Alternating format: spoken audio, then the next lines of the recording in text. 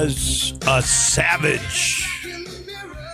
That's Trey Savage, a rookie who started the year in Single A in Florida, pitching in front of about 300 people, and winding up being the key player last night in the Toronto Blue Jays win in L.A. over the Dodgers. And the Blue Jays send it back to Canada, up 3-2. You got to figure they're now the big favorites to knock off the Dodgers and make sure there's not going to be a repeat World Series champion.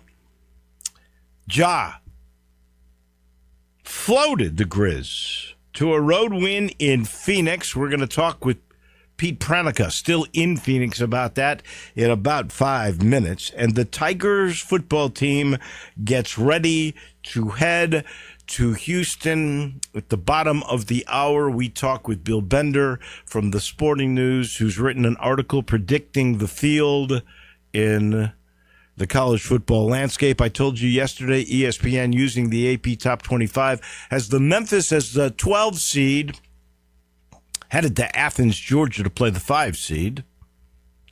But Landon Schmidt, do you know who Bill Bender has? I do not. He had the audacity, and a great college football writer he is for the Sporting News, he had the audacity to say it would be Navy. Now, I got to tell you, of the 4 contenders at the top, which would be Memphis, Navy, South Florida, and I would have to say North Texas, I think Navy's last. Now, Navy and North Texas are playing this week. North Texas, by the way, last I looked, was favored over Navy. So we'll see. And Navy's still got to play Notre Dame before they have to play Memphis. We'll see. I would have to say Navy's the longest shot from the American to get there. But we will catch up with Bill Bender on all of that.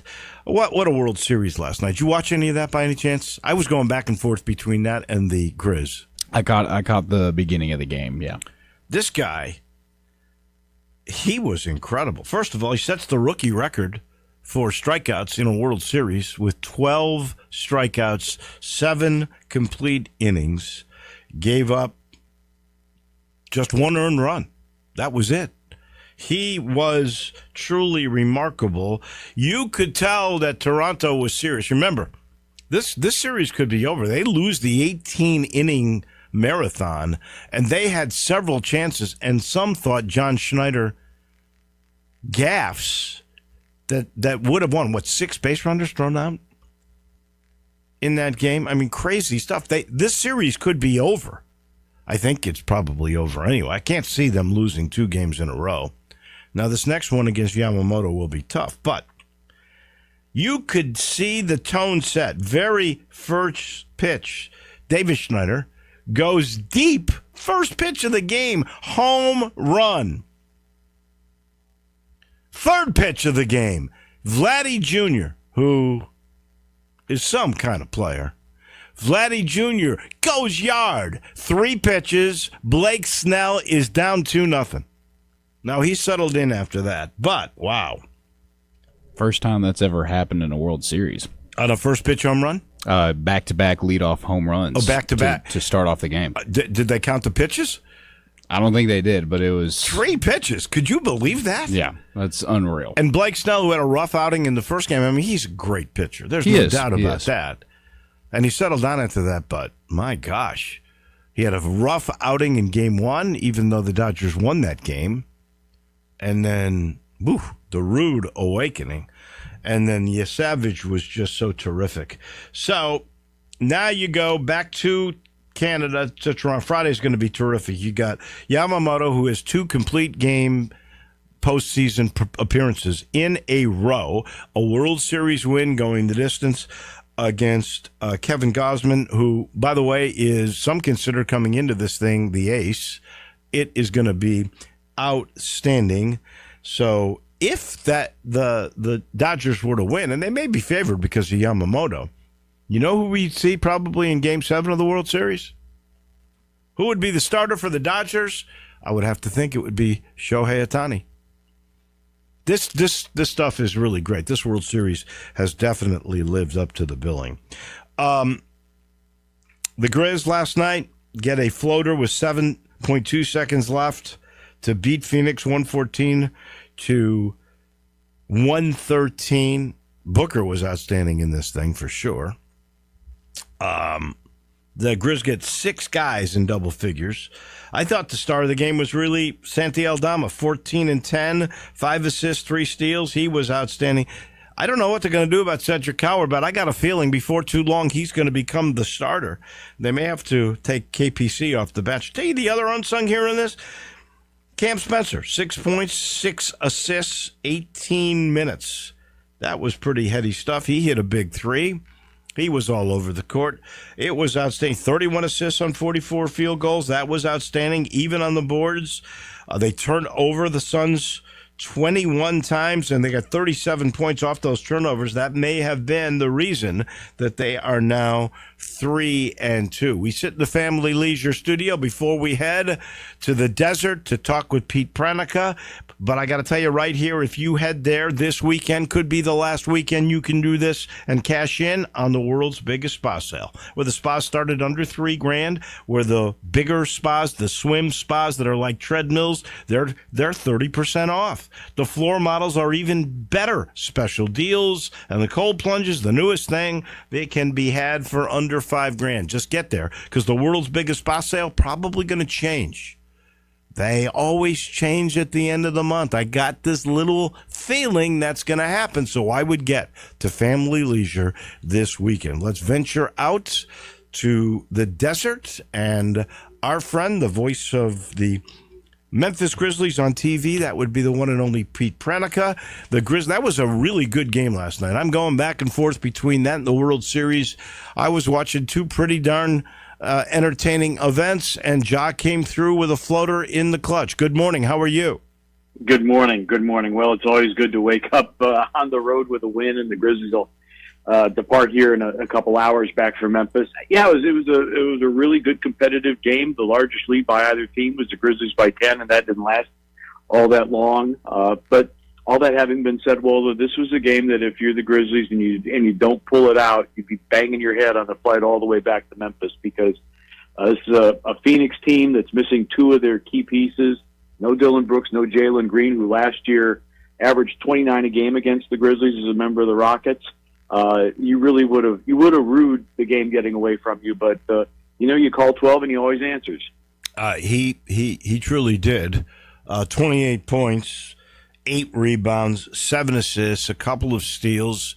Really smart usage of his presence by Tomas Isolo, who I think wants to sort of limit the minutes in the hopes that you maximize the games. Yeah, I mean, let's not forget that John Morant didn't play at all in the preseason.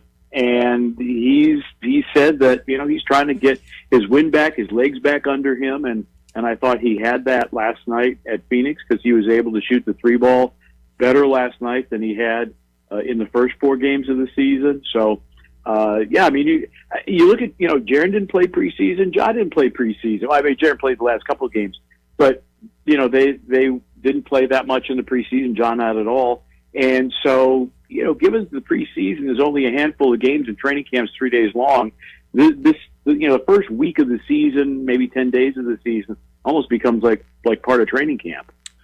I'll tell you, did play a lot preseason was Cedric Coward. And I must confess, I was not a big believer from what I saw in preseason.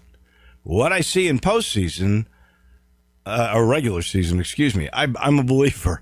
I think it's a matter of time before maybe he becomes a starter. I don't know if that means KPC ends up going to the bench, but this guy is showing us the potential to really become a factor, not just a rotation player, but I think a mainstay guy. Oh, without a doubt, without a doubt. We've been hearing from the Grizzlies front office, wait till you see this kid. And now that we're getting to see it, it's really fantastic. Tasked with, along with Jalen Wells, dealing with Devin Booker, on the defensive end of the floor, big-time rebound. I mean, long arms, good hops, high basketball IQ, absolutely fearless on the floor when it comes to taking and making a big shot. There's a lot to like about him. And in talking with the Grizzlies front office, their thing right now is Cedric Coward. We're trying to figure out what his best pathway to being an elite NBA player is. Is that a 3-and-D guy, as a starter, bench play? They're trying to figure out what his best role is. And right now, it seems every role that they put him in, he seems to excel in. So, great kid, very happy for him. You're right about the preseason. I remember Trae Young in summer league a few years ago missed like his first 8 or 9 shots, and everybody going like, "Oh boy, Atlanta blew this draft pick." Well, I think that turned out pretty well. So, and again, he didn't play summer league. Hadn't played competitive basketball since last November.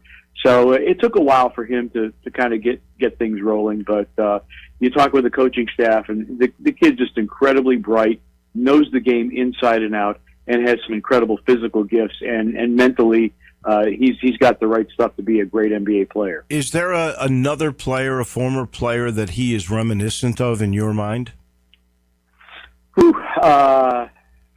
I'm trying to think for a comparison. I can't come up with one at the moment, but he's I don't know, Bruce Bowen, Kawhi Leonard. I mean, that's pretty high praise for a rookie, but those are the names that leap to mind. I think Bruce Bowen is a very good example. I like that. I tell you the thing that most impressed me. One, that Isolo trusted him at the end of the game, and that was a good decision. But mainly, how hard he made it for Booker. This dude was scrapping with Booker. He was going past screens to make sure he was glued to Booker.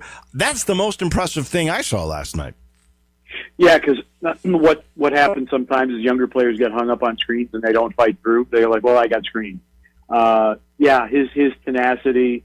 His motor, his care factor, as Taylor Jenkins would like to say, I think is off the charts. And he wants to be great. And he's level-headed. Not a lot rattles him. And I think that he is poised to be a very good basketball player for this team. And again, you have to figure out his role. Does he start? Does Jalen Wells start? Does KCP? KCP hasn't come off the bench in years. So, do you make a change there? It'll be interesting. But on the other hand, Wolo, you always got to keep something in reserve. The Grizzlies have the second highest scoring bench in the NBA right now, and that is a very valuable number as far as I'm concerned. I love these kinds of dilemmas. I don't know. Will KCP, being the veteran, the champion, the guy who's been around so long, I don't know very much about his demeanor, but would he accept seeing Father Time, starting to creep up a little bit? He's got his deal. He's on a team that now potentially is so deep that he might have to come off the bench. Could he accept that, do you think? I think he's enough of a class act that if it was explained to him, look, here's where we're going, but you can still be a vital part of this team. It's just that you'll be coming off the bench as opposed to a starter. I think that he would be okay with that. But again, those are conversations maybe a little bit further on down the road. Again, it's not always about putting your best 5 on the floor as starters. It's who's on the floor at the end. And when you look at who was on the floor at the end, it was Cedric Coward. He was on the floor at the end. And the other thing that Twomos is big on is what are the best combinations. And, if the best combination is a starting 5 is KCP out there and said coming in off the bench, well, that's the way they're going to roll. So again, it's a learning process, and right now Grizzlies are 3-2, and you split a West Coast road trip. You're pleased with that. Well, you've also got four guys that eventually you got to move into the rotation that clearly are going to be in there. So it'll be interesting to see how they sort it all out. I thought the unsung hero last night. And he's really had one bad game, the opener, and after that he's been great. And he was in at the end, and that was Santi Aldama, who had a double-double. Yeah, Santi was great. He really came into last night's game a bit salty after the loss at Golden State. I think he was frustrated. not only with Draymond Green's foul, but the fact that he missed 2 free throws, and after that, the game kind of got away from the Grizzlies, and he was one of those who was saying, hey, we just have to be mentally and physically tougher, and they were last night, and they got a win when you're on the road and the crowd's going crazy and Booker's lighting it up. You need that mental and that physical toughness in order to pull off wins like you got last night. Since you brought up Golden State, I've got to ask you this. You're the most level-headed guy. You're very objective when it comes to the other side. I don't get why the league allows, and really Steve Kerr, who I've always admired for the most part, how he enables and allows Draymond Green to do the things that he does. I don't know. Maybe the league likes it because, it's good to have a heel. It's good to have, a guy who the home team loves and the opposite team hates because it just brings eyeballs to TV sets. But Draymond Green's behavior, and then after the missed free throws, the way he glowed, it irks the heck out of me. There's no class to it whatsoever. Why do you think he's enabled to do the things that he does? Because the Warriors have multiple championship rings, and they love him. Now, if you talk to people around the Golden State organization, they say when he's off the court, you couldn't find a nicer guy, which may well be true. But when he's on the court, I mean, look, you can get a taunting technical for standing over somebody after dunking on them. Meanwhile, Santi misses 2 free throws, and he does his giddy up in celebration. It's like, it is. Yeah, I don't like it. It's classless.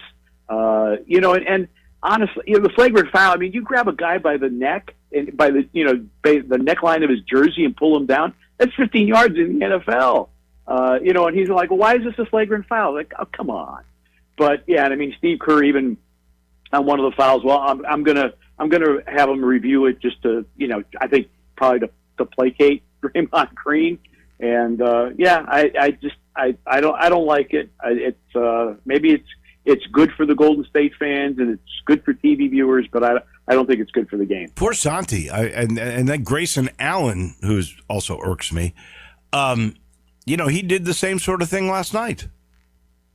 Yeah, I mean, Santi wasn't going to give him the ball back, and Grayson wanted it, and Santi didn't back down, to his credit, which is great. But Grayson had a couple of high elbows last night as well. He plays with an edge and with a chippiness, and you have to understand that when you're playing against Grayson Allen, watch yourself. Yeah. He can't help himself either.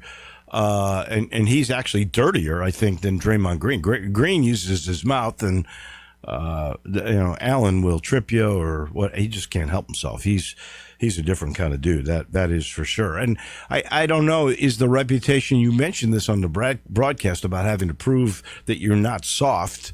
And maybe that's a part of this. They're being tested because the perception is there that they're soft. I know one thing. Jaren Jackson Jr. got hit in the face a few times. Yeah. Yeah, and you have to respond in the right way, and the right way is not to take a swing at the guy that just hit you, but come back and play good, hard basketball and not be perturbed by physical play.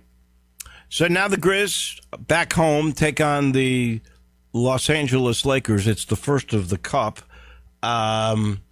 which is interesting. What's most interesting is that they have won all these games now. They're 3-2 without Luka, without LeBron, and all of a sudden, the new LeBron is Austin Reeves, the kid from just north of Memphis in Arkansas that no one except for Greg Marshall at Wichita State had any interest coming out of high school. This kid is just the most unbelievable story. It's like a Hoosier story. And he's had 51 points 2 games ago, 41 points a game ago. Then last night, he ends up with 28 points, 16 assists, and the game winner. This story is out of Hollywood, literally. It pretty much is. The reality is, Wolo, because you watch guys go from high school to college and then on to the pros. There are some guys that are tremendous high school players, and then they kind of level off. And the same for college. And there's some guys that are fantastic in college, and they get to the NBA, and for whatever reason they can't make it. And some guys peak at different times. And right now, Austin Reeves peaking for the Los Angeles Lakers, and clearly the opportunity is there, and he's taken full advantage of it. So, good on him for being able to do what he's been able to do with the Lakers, and it'll present a massive challenge for the Grizzlies on Friday night at home. I can't wait to see that. This team becomes more and more intriguing. And again, I'm waiting to see what Issa Lowe is going to do when he puts Ty Jerome in, when he's got Scottie Pippen back, when he's got Zach Edey back, when he's got Brandon Clark back. I don't know the timetable, but I do find it intriguing. Yeah, and the fact that you're above 500 and you're missing those guys is a testament to how they're playing really well together. Back-to-back games of 30 assists. They're getting out in transition. I think they've had 3 or 4 games of 20-plus points off opponent turnovers. So they're somehow figuring out a way and beating teams that right now are struggling. New Orleans is, the 3 wins that the Grizzlies have gotten, it's not exactly been over elite-level competition. But you know what? You haven't given those games back either. So, you've won the games that you've needed to win. And the Lakers game, I think, will be a tremendous test for this basketball team because Lakers are playing good basketball. Reeves is on an unbelievable heater. It's a cup game where the Grizzlies haven't done well in cup competition. It'll be Halloween night. It's going to be super festive. So Friday night should be wildly entertaining. I can't wait. Pete Pranica, thank you so much. Safe travels home. And it'll be a fun airplane ride because happy flight. There you go. There you go.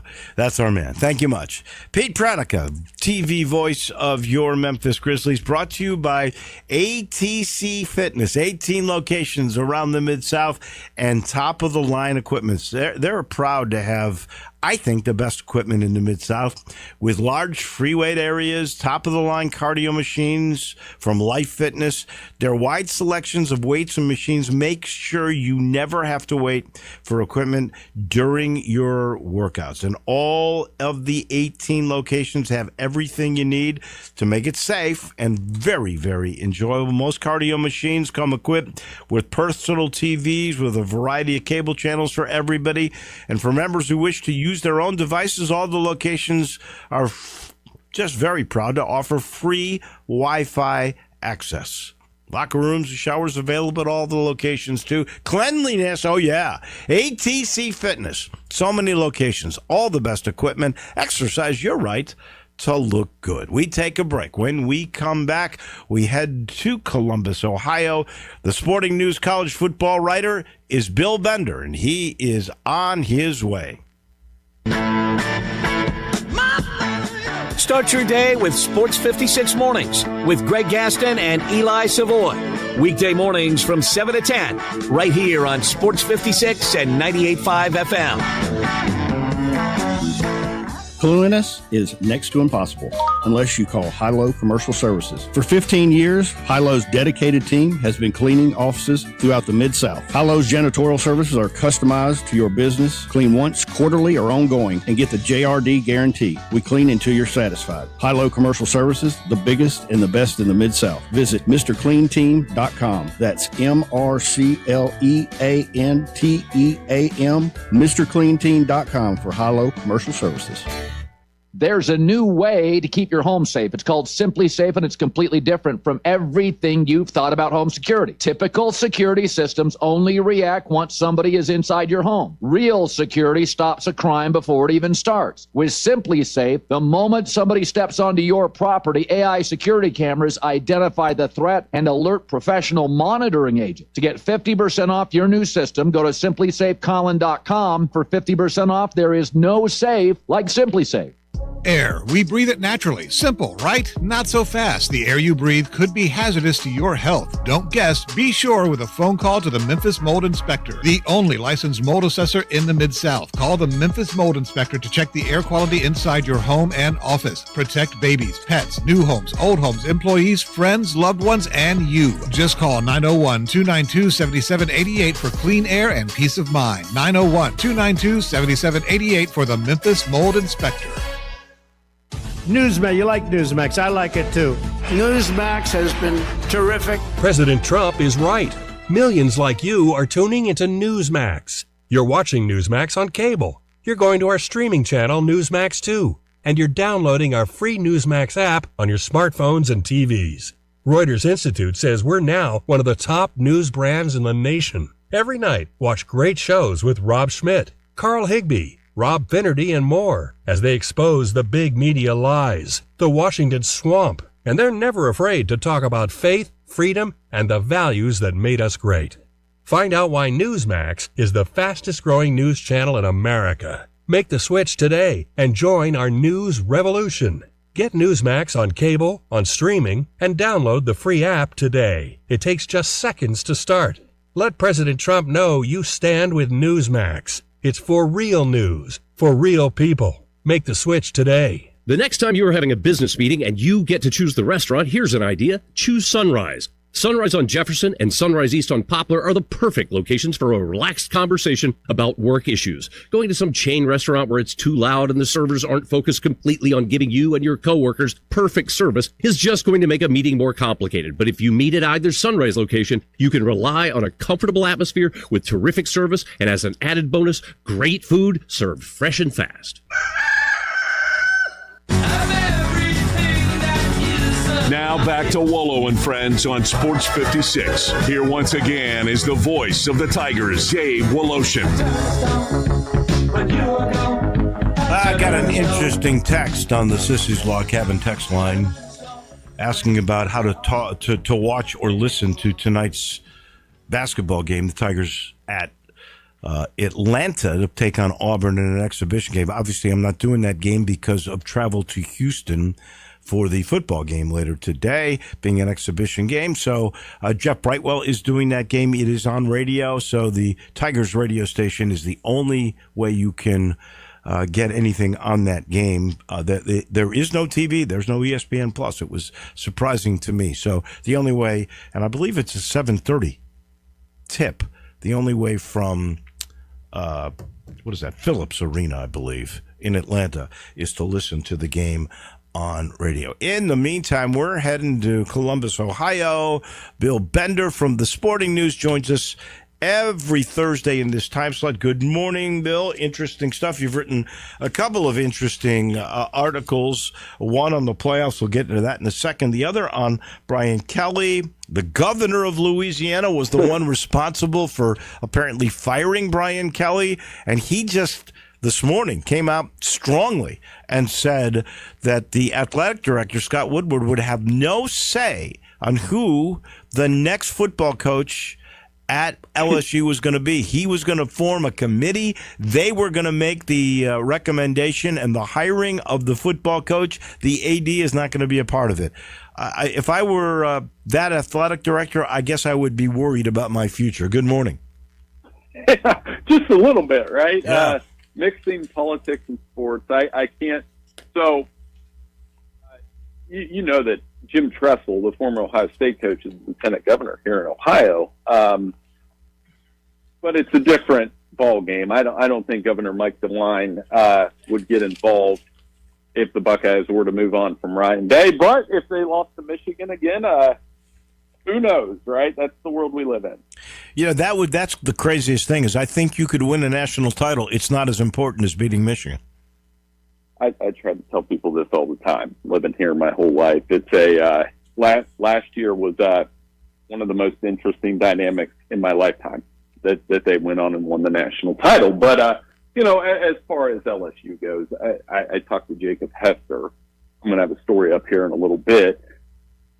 Perspective is everything. They don't complain about their baseball program having a coach from California because they've won 2 of the last 3 national titles, right? So I think it's a very interesting job, and it's getting a little weird because with the Matt Rule extension, Penn State's opening has become more interesting to me.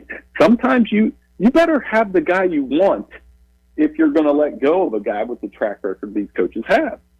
So do you think when Penn State let James Franklin go, they thought they were going to get Matt Rule? I think he had, the top 2 candidates, at least to us, the media, were Matt Rule and Kirk Cignetti. Who else fit description. So I am very intrigued to see who they go get. And I'm going to tell you, Dave, Brian Kelly's not a bad name for that job. Hmm. Why wouldn't you?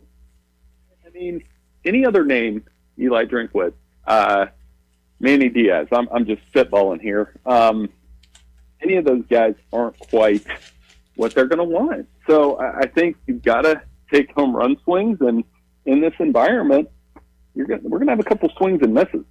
Which job do you think is the best? Look, everybody almost at LSU's won a title, so that has to be up there. Florida is available. We know what Penn State has been about. If you were, let's say, Lane Kiffin or somebody else that could become that hot commodity, which job do you think is the very best job that's out there? LSU. Because I've watched three different coaches with three different personalities win that national title. I'm getting a top 10 recruiting class every year. Mm-hmm. One interesting factoid, in the college football playoff era, LSU and Penn State were separated by half a game. LSU's half game better, record-wise. But you're in the SEC grinder. It's a different world with Texas and Oklahoma. I would still take LSU. I think Penn State's next because you have that the Big Ten path to the playoff and all that kind of stuff. And they've proven over the last decade that they were, you can call them third wheel to Michigan, Ohio State all you want, but they were the third wheel. Not bad in this era. And then I would say Florida's third. Do you think Lane Kiffin, who's got it made at Ole Miss, they've got the NIL money that he wants, he's in the picture. I don't think it quite has the same pressure cooker feel that both LSU or Florida or Penn State have, for that matter. What would you do if you were Lane Kiffin? I would stay put. And you're making $10 million or $9 million a year. Ole Miss has the fourth best record in the SEC or in the FBS among Power 4 schools the last 3 years. You're going to make the playoff this year. They might. Would you have thought back in 2009 when Tennessee fired Lane Kiffin that I would tell you 17 years later that hey, they might build a statue of Lane Kiffin in Ole Miss someday? I mean, that's why I would stay, because these jobs and the evolving nature of them in this era make it easier for Ole Miss to win. I mean, no doubt. No, being in a state that doesn't have a lot of recruits anymore doesn't really matter. That whole aspect is taken out. If you got the NIL money and you can offer, and you've got an offense like Lane's that produces the Jackson Darts of the world, and you could say, hey, come play for me, I'll get you in the NFL, and you got the money to back it up to compete with the other schools, I think you can get the best players. I agree. And that's why maybe it's best to stay put. I mean, we're currently living in an environment where we're built with a win against Texas is a borderline lock to make college football playoff, in my opinion. So, yeah, I don't think these jobs evolve and these openings evolve. I still think whoever takes that LSU job, you are in an environment where you should succeed. And it's less about your accent and where you're from, as Jacob told me, and more about, what's LSU football look like? I mean, that was the biggest thing to me Saturday, of all the things that happened last week, was watching Texas A&M take the aura, as the kids like to say today. They took the aura out of Tiger Stadium. What do you think went wrong with Brian Kelly there? Why, especially this year, when he talked them into getting more money for players and they got him? What the heck happened?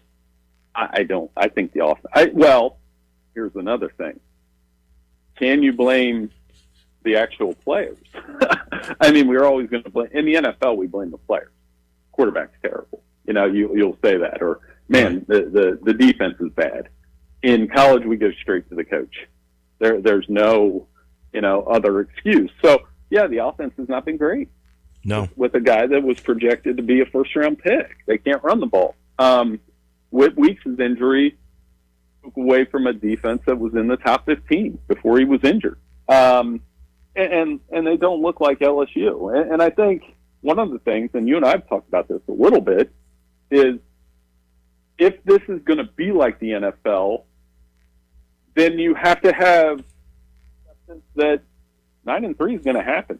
Yeah, 8-4 is going to happen. You know what talk has died down a little bit, and they're 3-4. Clemson's 3-4. I don't think they're going to move on from Dabo, no matter how bad it gets over the next 5 weeks. Well, I've heard that maybe Dabo would move on, seeing that things have gone sour there, just to get a new lease on life. But I got to be honest with you, Dabo was against the portal. I have no idea where Dabo stands on NIL, but everything has changed in the game since his most productive years. I don't think he's the answer personally. Well, I don't know. You're right. And that answer was made clear a couple years ago when Nick Saban retired. Alabama went to Kalen DeBoer. They easily could have gone to Dabo then. Right? Because Dabo is an Alabama guy. Right. So, yeah, that is a huge piece of this, too. It's made for a very interesting thing. And like I said, with Penn State, I don't know where they go now. And that's kind of one of the questions I have. Yeah, and where does Brian Kelly go? You did a nice story on that. Before we run out of time, we got to get to your playoff story. You projected out the way it's going to work. And while if you look at the polls, it would be Memphis in that 12-seed spot to take on Georgia in Athens, the 5-seed. You chose Navy. I found that most intriguing because I got to tell you, I think we can agree on this. Tell me. The group of 5 rep is going to come from the American. It is. All right. Now, I'm going to present to you 4 teams that I think could be in that spot. That would be your Navy. That would be North Texas, which has the best of the conference schedules. That would be Memphis, and it would be USF, and I'm going to throw a 5th one in, Tulane, because a lot of people have Tulane. And Tulane's going to play Memphis, so is Navy, by the way. But Navy's got to play North Texas. They're playing them this week, and if I looked at the lines, I think North Texas is actually the favorite in that thing. And I would say of the 5 I just mentioned, I would put Navy last. So I have to ask you why you chose Navy right there. And I do know Blake Horvath is one heck of a super player. Blake's one of my favorite players in college football right now. Just his toughness and carrying that team the way that, and they're throwing a little bit with him. He had a 300-yard game a couple weeks ago. To your point, I mean, how much of that is they're undefeated? That helps, when you're projecting things out. But I would love to hear what you think the American Conference title game is going to be. The only wrinkle with the Navy pick, and the tough wrinkle is, like you said, it goes beyond this week against North Texas. It is that they have to play Notre Dame, and nobody's going to pick Navy to beat Notre Dame next week. And they won't. My question is, how badly will Notre Dame get beaten up? So Navy's got to take on North Texas. They've still got to take on Notre Dame. They got to still take on Memphis in Memphis. Is it a stretch to say that South Florida and Memphis may do it again in the American Conference Championship game? I don't know if that's a stretch. I think that could happen. And I would fear that because I will tell you, just by the way I saw the battle in the trenches, South Florida's a really good football team, and they've got a really good quarterback. There is no question about that. Now, I think their coach got in the way of that game. He chose to go, instead of take points, which would have won the game, he goes on a 4th and 3, and Memphis's defense stops him, and that changes the whole momentum of the game, and the Tigers end up winning. And Gramatica, that was a bad snap. He's a good kicker. So, the Tigers walk away with that win, and, that's got to happen in seasons for you to keep going. Look, when Memphis went to the Cotton Bowl, 2 weeks in a row, the Tulsa kicker missed chip shot field goals that allowed SMU and Memphis to play in the championship game. Or in the game, shouldn't say that, in the game that sent Memphis to the championship game. which sent them to the Cotton Bowl. So crazy things have to happen. But that South Florida team is really a good team. And we'll see about Tulane. I mean, I look at Tulane, they beat the heck out of Northwestern, which is turning out to be a decent team. They really did, and I think we haven't talked about Tulane much. And then the other factor that could be a distraction, and it's part of where we're at, is how many of those coaches are getting calls to go to these openings. John Summerall, Ryan Silverfield, Alex Golish. They're three very popular coaching candidates because of the work they've done this year. So, I mean, that's a wrinkle that you have to consider in a race like this. We've seen it before. We'll see it again. All right, last thing, very quickly. How many SEC teams make it into the playoff? How many Big Ten? I think 4 and 3. I still think we'll go 4 SEC eventually, because I think Notre Dame will go 10-2 and get in. Yeah. That means 3 Big Ten teams, unless USC can go 10-2 or Michigan can go 10-2. It would be hard to leave one of them out at that point. Michigan would have to beat Ohio State. USC would have to beat Nebraska and Oregon. 2 ACC, 1 Big 12, 1 Group of 5, and Notre Dame. And I hope my math is right, that gets us to 12. Yeah, I look at Notre Dame's schedule. They got it made now. I don't blame them for staying singular the way that they do. They got their own television contract. They don't have to share anything, and they can get in playing a lousy schedule. They got it made. There's no doubt about that in my mind. Bill Bender, as always, we so appreciate your time. We'll do this again next Thursday. Quick, we got a lot of ground covered. Thanks for having me, as always. Oh, I appreciate it. That's Bill Bender from The Sporting News. Brought to you in part by Ken Garland, Custom Home Builders. Ken knows it's a big deal. You're building that dream home. Maybe you need some land for that. He's got it. Maybe you're not sure how to utilize his land. How about 75 years of experience? That's how long Ken Garland, I think, has been around. That we're on 3rd generation now. William's in the business. Ken Sr., Ken Jr., William. They all have the same philosophy. They sure did. That was making sure they see little details, big picture all at once, and the job's never done. If you listen to what Ken says in his own spot, if you have a job done with him and you got a problem 6 months, a year later, they're back there to make sure it all works out right. Once you're in your like family, the job will get done correctly. And if you don't really want to rebuild, but you want the modern amenities in an older home because you love your location, it's called renovation innovation. That's what I call it anyway. They will renovate your home with all the latest modern amenities. It's simple. Ken Garland, Custom Home Builders. Go talk to Ken. You'll love it. He's terrific. It's the only place to go in town. Ken Garland, Custom Home Builders. We had downtown Jarvo, the Hall of Famer. We'll talk Tiger football. We'll talk Grizz basketball with Jarvo in just a minute. Broadcasting from the Family Leisure Studio, we are Sports 56 and 98.5 FM. I'm Gary York. I'm the service director at Lexus of Memphis. Our service department wants to be more than just a place where you get your oil changed. We do glass repair, windshield replacement, recalibration of your camera and sonar systems, even wheel repair, tire replacement, all the things you would expect from a luxury automotive dealer. Please check out our website. You can schedule your appointment, check out our specials, hours of operation, or if you'd like to do it in person, please reach out to one of our associates at 901-271-5199. On big game days, you want big game food, flavor, and fun. So on big game days and every day in between, you want Salt Sports Bar and Bistro. Salt has it all. Great happy hour food, great cocktails, and great games on 21 HD TV screens. You can also enjoy your favorite match on the patio with cigars and sports in the open air. Open for lunch and dinner from 11 a.m. to 5 p.m. Salt Sports Bar and Bistro, 3101 South Mendenhall Road. Salt Sports Bar and Bistro, where great food meets the big game. Rick's Powder Coating, for a beautiful finish every time. Rick's Powder Coating specializes in automotive, ornamental, residential, and industrial coating. With 2 conveyor lines and the largest batch ovens in the Mid-South, Rick's can accommodate all of your powder coating needs. Locally owned and operated since 2002, Rick's Powder Coating will customize a beautiful finish just for you. Drop by or call to see how Rick's Powder Coating can bring color to your life. 901-367-2771 or rickspowdercoating.com.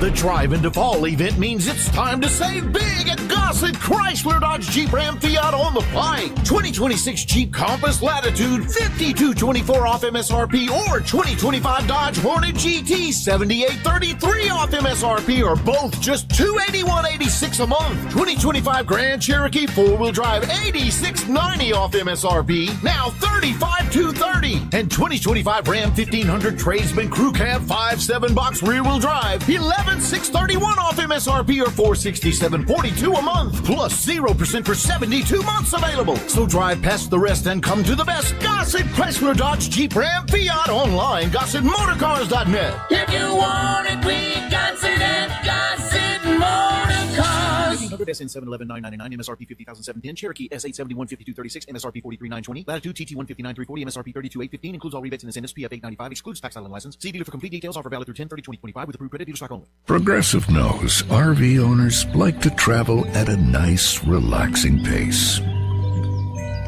Just like this commercial. They're not rushing to a departure gate at the airport, because they depart from their driveway. And they can relax even more knowing they're protected by Progressive. Now here comes the fast part. Progressive Casualty Insurance Company and Affiliates. Now back to Wolo and Friends on Sports 56. Here once again is the voice of the Tigers, Dave Woloshin. We head downtown. The Hall of Famer Jarvis Greer standing by. Jarvo, I know you're getting ready to head to Houston, the Tigers and Rice. This is, fearful based on what happened in Birmingham, one of those trap games. The Tigers back in the top 25. The joy of last week's great comeback win over South Florida, putting them back into a position where they've got sort of the clubhouse lead to be the rep of the G5 and the college football playoffs, but they got to win every game. There's no more margin for error thanks to the bummer in Birmingham. So you got to win every game. You can't get tripped up. And this one's tricky because short week, you're on the road, and you got a triple option with their new coach, Scott Abel, that is very much like the one that Navy runs. Good morning. Well, hey, good morning to you, Dave. Hope everybody out there, it's a nice crisp morning compared to what was yesterday. Oh, yeah. But, again, everything's feeling good. The thing about this Rice team is that, they played Navy. That's two option teams going at each other. And I think that game ended up 21-13, Navy winning. And Navy's undefeated. So this Rice team can play. They're 4-4 on the year, so they're average, okay. But they, just like all the Service Academy teams or the teams that won that triple option, they eat up the clock and they don't turn it over. And some teams turn it over. They put the ball on the ground 9 times, but they've recovered 7 of them. So if the Tigers can maybe get some of those fumbles, force a few fumbles, and then jump on them, then that would give Memphis a good chance to win this game. But in this whole series between these two teams, which is not very long, there's only been one game that's been more than one touchdown difference. And last year here in Memphis, Tigers only beat them by 1 touchdown, and that was an 11-win Memphis team. So This is going to be tougher than people think.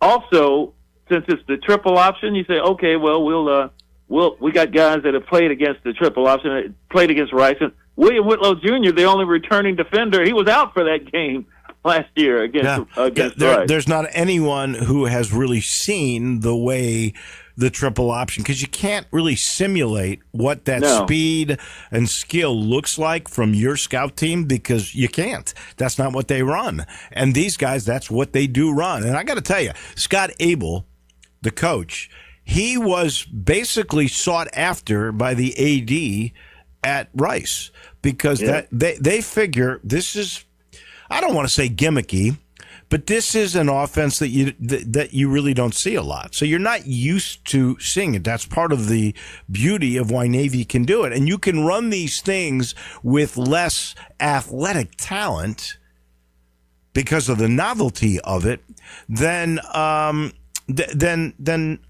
you might if you had other talented players come in. This is I don't want to say gimmicky, but it's an option that you can use if you don't have the same amount of talent as other teams. So they go after this guy because he's run it his whole career, won at Division III at Washington and Lee, then at Davidson, which is FCS, and he's been a success everywhere.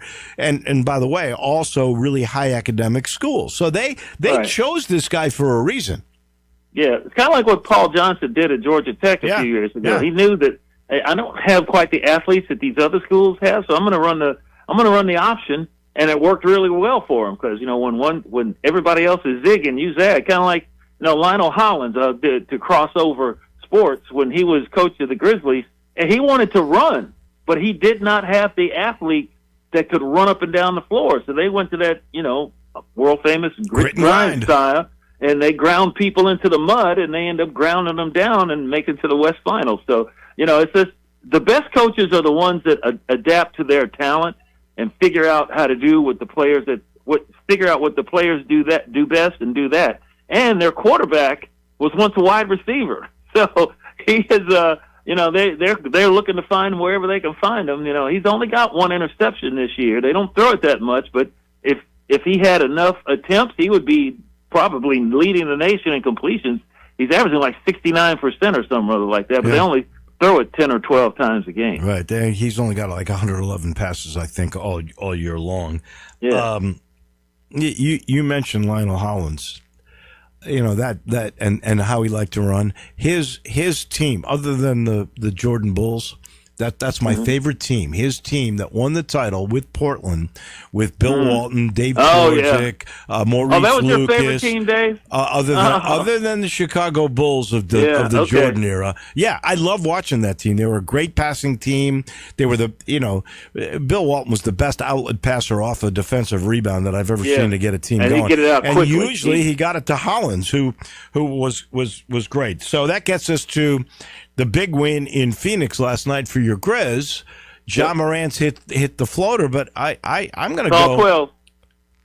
Yeah, Call that's 12. right. Call 12. But I got to tell you, Santi Aldama was outstanding in that game, and I don't know what they're going to do with Cedric Coward now because that kid, he looks like he's going to be a mainstay player.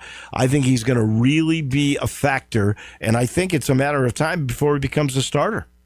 He's working his way up the pecking order, isn't he? I mean, the way he plays, the confidence that he plays with, he's got the skill set, and when he comes out there on the floor, he doesn't look like a rookie. He looks like he knows what he's doing. How about that? Back-to-back games, he's had to guard Steph Curry and Devin Booker. They were Olympians, okay, and they were on the All-NBA team. So, and he acquitted himself pretty well until the fourth quarter when Devin Booker went absolutely crazy. But that's what Devin Booker does. I think he scored like 16 points in the fourth quarter, but. Let me just say, almost every one of those were contested or from miles away. Oh yeah, he's a special guy. And he made him work for it. He made him work for him. He didn't get a lot of free looks, and the way he runs the floor really well. And you're thinking about, well, you're going to start. It's because he challenged KCP, Kentavious Caldwell-Pope for that starting wing spot. And I don't know. Kentavious is a veteran. How would he react to that? But I don't think I don't think it goes down to that. I think it goes like, it's not how you start, how you finish, and who's on the floor at the end of the game. Cedric Howard was on the floor at the end of the game in winning time. Kind of like BC, Brandon Clark. He may not start, but he's an integral part of the team when it comes down to getting it done when you have to have it at the end of the game. And this rookie is showing that he's got not only the moxie, but the skill to help things work in the Grizzlies. I said this earlier with Pete Pranica. The thing that is most going to intrigue me is how is Tomas Isolo going to integrate all these new pieces in when he gets all the guys back? How, because everything's going to be different when Edey comes back, when BC, who you just mentioned, comes back, when Ty Jerome, and I guess he's going to be back fairly soon, comes back, and Scottie Pippen comes back. I mean, you're talking about 4 starting or rotation players that should be key in that rotation. How will they gradually be worked in? Who's going to be worked out? Hey, just fight it out. You know what I mean?